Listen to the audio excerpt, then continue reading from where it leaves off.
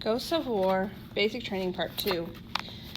Only after we have been completely destroyed can we begin to find ourselves. The drill sergeants do it like this. They break us down, build us up, break us down, and then build us up back up. The first breakdown is the hardest part.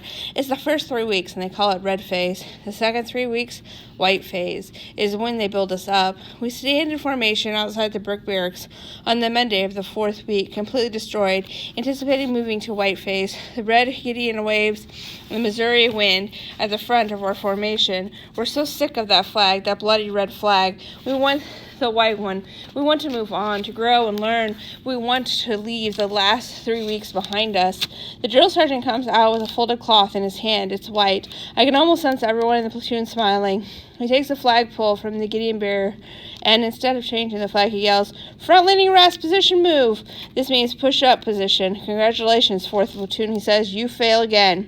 Then he says, "Down. Attention to detail," we yell. "You think you deserve white phase?" No one says a word. "In no way have you little hemorrhoids shown me you deserve this white flag," he says. Then he says, "Up. Work as a team. You make me sick," he yells. "You can't agree with each other. You don't help each other on the confidence courses. You hardly deserve the red flag." "Down," he says. "Attention to detail. Oh, and by the way," he says, "the drill sergeant on duty yesterday informed me that I have an atheist in my platoon." Silence. "Is that true?" he says. "Yes, drill sergeant," says the atheist. "Well, you know what they say, don't you?" "Yes, drill sergeant." "Well," silence. "I can keep you in front, leaning rest all day, Antichrist," says the drill sergeant. "Drill sergeant," she starts, stammers. "Drill sergeant, there's no such thing as an atheist in a foxhole." "You're damn right," he says, and he waits. We're holding ourselves 4 inches off the ground. Silence and the burn of worked muscles. He walks to the front of formation. "Up. Work as a team. Position of attention. Move." We stand back. The drill sergeant hands the flagpole back to the Gideon bearer and puts the white flag in his cargo pocket. "I'm marching to the arms room to draw dummy weapons," he tells us. "Today we start BRM. Like every other training, BRM, or basic rifle marksmanship, has a crawl, walk, and run phase. 3 steps, like red, white, and blue, to ensure we're experts. The crawl phase of BRM starts with dummy weapons, rubber white rifles, sometimes called rubber duckies, that are the same size and weight as real M16s. The first thing we do with the rubber duckies is rifle PT. On the march back to the barracks from the arms room, we don't call cadence loud enough. We don't deserve white phase, and our punishment is rifle PT. Neither the M16 nor its rubber counterpart is very heavy, about 8 pounds, but press either over your head 200 times and it's heavier than granite. Squat for 10 minutes while holding a rubber ducky straight out in front of you, and it's marching to chow the next day is a challenge. The purpose of the rubber duckies is to get us used to handling M16s, which are 1 meter long, and not to mention lethal. We have to know how to interact with one and the safest way to manage it. This is partly the reason for the rifle PT. Your weapon, yells the drill sergeant, is an extension of your body. It is part of you. You will not leave it dirty. You will not leave it behind. Holding a weapon lying on your stomach is called the prone position. Picture 50 privates lying in chopped up tire pieces, propped up on one elbow, aiming their fake rubber rifles at nothing. "Roll left," says the drill sergeant, his voice echoing off the barracks that surround us. He means roll like a barrel. One full turn to the left, then stop. The trick is to keep your muzzle off the ground. Your weapon, says the drill sergeant, is your best friend. You will take care of it, and you will take care of you. Roll right. 50 privates in the prone position, roll like barrels, and stop. Your weapon, says the drill sergeant, is unbiased. It does not care where you are from, or what color your skin is, or your religion, and don't think for a minute that your weapon cares about what's between your legs. Rush. He means 3 to 5 seconds in your head. As you jump up and down, you think, "I'm up. He sees me. I'm down." That should be 3 or 5 to 5 seconds. 50 privates jump up, run 10 meters, drop down. Little chunks of tire bounces up around them. The trick is to keep your muzzle off the ground. Your weapon, says the drill sergeant, does not know how to miss. It fires perfect every time. Your weapon cannot be blamed for a bad shot. Your weapon cannot be blamed for anything. Low crawl. This means on your stomach, keeping your head low. The smell of rubber is so close it comes the taste of rubber. And there's the familiar sting of lactic acid coating my shoulders as I try to keep the muzzle off the ground. Your weapon, says the drill sergeant, does not kill your enemy. You kill your enemy. After a few days of carrying, marching, and rolling around with the rubber rifles, we draw real ones.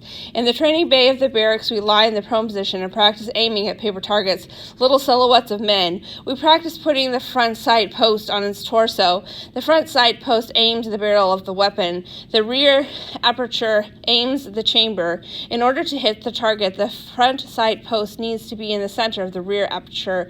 This is called sight picture. When we're ready enough in the prone, we put a penny on the end of the muzzle. When you pull the trigger, if the penny fails, it's 10 push-ups. The trick is pulling a trigger is not pulling, it's squeezing. Concentrating on your index finger, tighten your fist. Don't pull with your arm. Pull, and the sight picture moves. The whole rifle moves. And if the rifle moves, the penny falls. Then that's 10 push-ups. In a combat zone, that's your life. Another thing, don't breathe. Breathe while firing and the penny falls. Patience is key. Attention to detail. Being aware of your body and its patterns. There's a natural pause at the end of an exhale. That's when you shoot. Holding your breath too long can make the rifle jittery. You have to relax. The 5th week, while we're still waiting to go to white phase, morale is low, and the 4th platoon training bay is silent. 5 privates lie on the buffed tile floor, concentrating, each holding an M16. 5 lines of privates standing behind them, and 5 privates squat next to the ones in the prone. Each balances a penny on the end of his battle buddy muzzle. One at a time, clack, the sound of the rifle's hammer falling, the sound that would be bang if there was a bullet in the chamber.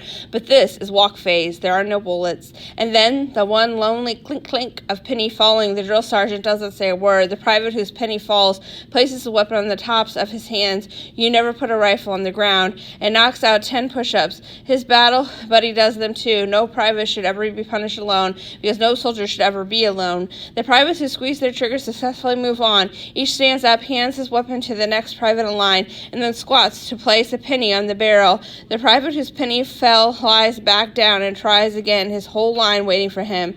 Think relay race. The first line to get everyone through successfully gets to pick the exercise for the rest of the platoon. When the winner is declared, the drill sergeant tells them to discuss the punishment they want everyone else to do. What's going to be? The drill sergeant asks the winner. Drill sergeant says one of the privates. We pick flutter kicks. My favorite, says the drill sergeant. Which one of you is going to call candidates? Drill sergeant says, right, we're going to do them too. Okay, says the drill sergeant to the platoon. He says, the flutter kick. The flutter kick, we repeat. Starting position, move. We lie on our backs and lift our feet off the ground and begin, says the drill sergeant. 1, 2, 3. 1, we yell. 1, 2, 3, 2. After number 30, the drill sergeant says, halt. He's in position of attention, move, and we stand. At formation for dinner child, the drill sergeant walks out of the barracks with a white flag. He takes down the red flag and puts the white one. Our heads are high as we march to chow. Our voices are strong as we call the candidates. During red phase, the drill sergeant just said left, left, left, right, left when we march. In white phase, they sing songs.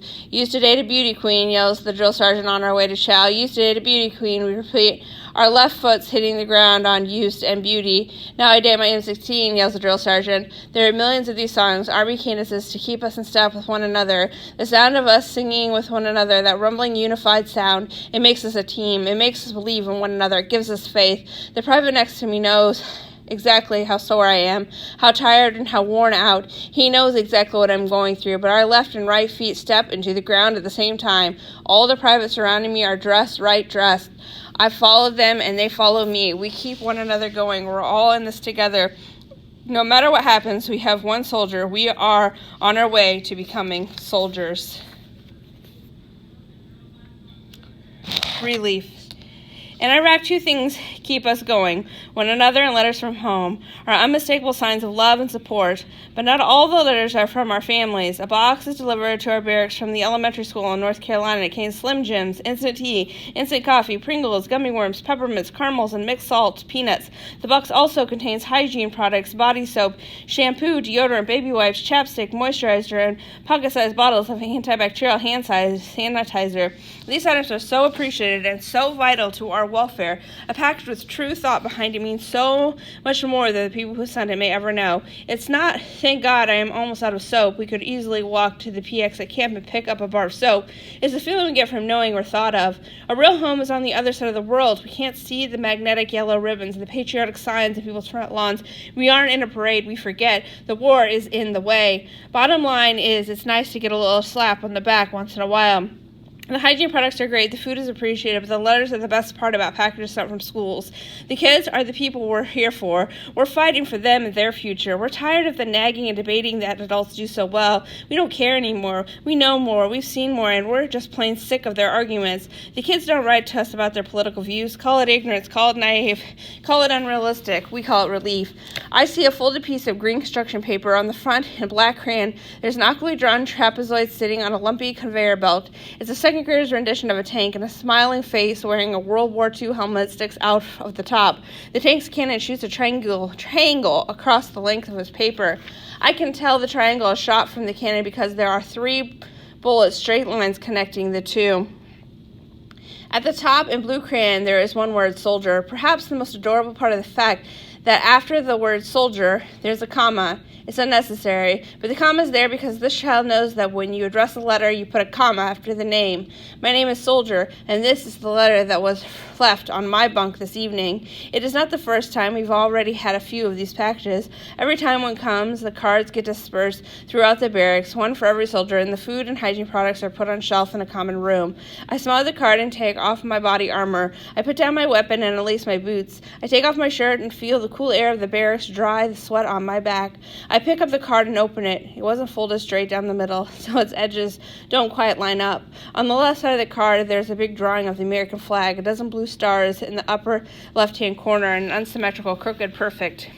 The kid tried to use a white crayon for the stripes, but hasn't yet learned that white crayon never works. Uneven horizontal streaks of pale wax alternating and uneven horizontal red lines form the rest of the flag. There are 7 stripes. Underneath it is a big U, a wax white S, and a dark blue A. On the right side of the message sums up everything the kid would ever want to know about me. In a lopsided misspelled words, he writes, "How is Iraq? It is hot there. I hope you're okay. I think you are brave. I have a dog. He pees on the floor and makes my dad mad. Do you have a dog? Are you a general or a captain?" The innocence behind this last question makes me chuckle. At the bottom, exactly how his teacher taught him, the kid writes, "Thank you from Dylan." This is a touching card, and the corners of my eyes start to feel ticklish, but I don't cry. It's just a card. The gluey, pulpy smell of the construction paper reminds me of 2nd grade. There's a war going on outside, and I'd give anything to be in 2nd grade again, but I don't cry.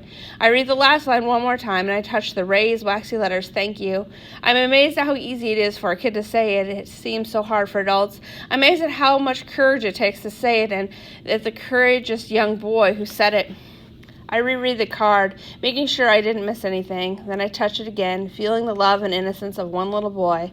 I lie down on my bunk. The war will be there tomorrow. The only thing that matters tonight is this green piece of construction paper. We call it relief.